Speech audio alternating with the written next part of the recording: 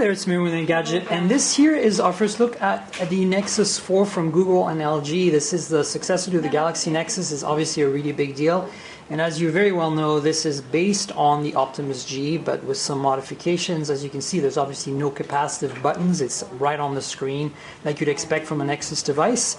It's got a slightly different shape, obviously, than Optimus G, but in the back is a very similar design with the glass backing that has this really cool pattern if you look at it from different angles. This is the 8 megapixel camera version of LG's Optimus G camera set, since they have the 13 as well, and so they've chosen the 8, and you can see the layout is very similar with the flash, the camera. The speaker down here is even the same kind of slit, so other than the curved bottom and top, and of course the buttons being removed and replaced with these on-screen buttons. There's also a notification light that's moved from up here down to there, and then you can see the front-facing camera here, the earpiece. Now let me walk you around the edges. Again, that hasn't changed too much from the Optimus G. You see the headphone jack here, the secondary microphone. On the left-hand side you have the volume rocker and a tiny little micro SIM tray.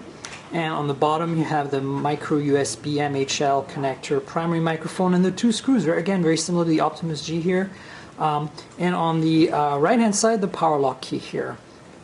And that's pretty much a walk around the phone. Now I just wanted to point out a few other cool things about this. Obviously, this is running the latest iteration of Android, which is Android 4.2, and there's a bunch of really cool features like this shortcut for turning on and off Bluetooth, etc. For example, brings you right into the Bluetooth menu. You can configure this any way you want. It's turning Bluetooth on right now. The regular settings are here, but you can get straight to your like brightness if you want. Things like that. There's a million other features, especially with the camera, that are really quite amazing. But we want to really mostly show you the hardware. Obviously, the guts are the same as the Optimus G. It's a Qualcomm Snapdragon S4 Pro running at 1.5 gigahertz, meaning it's a quad-core CPU, one of the fastest on the market today. It has 2 gigs of RAM, 16 gigs of built-in storage, and it's a pentaband HSPA Plus radio dual carrier. So on T-Mobile this phone will work, and it will do 42 megabits per second. No LTE though. Some people will be disappointed, but obviously with DC HSPA Plus you can get some pretty great performance.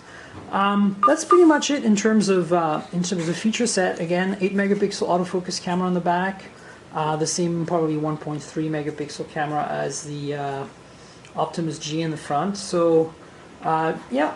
They're very interesting interpretation of the original design, quite handsome. I think this feels nicer and better built, and generally looks better than the Galaxy Nexus, which is obviously a reflection on what LG's done with the original phone, the Optimus G. So there you have it, the Nexus 4 from Google and LG. And there's one more thing this phone has, and that's, in addition to NFC, inductive charging. So you just put this down. Obviously it needs to be plugged into a charger, but at this point it would charge. This is what the little module looks like. It's rubberized, so it sticks to the glass finish in the back. Quite a bit of an angle, and it's pretty free as to which way you can position it. As you see, there's a micro USB charge port here in the back, and that's pretty much it. So there you go. In addition to all the other goodies, you get wireless charging on the Nexus 4.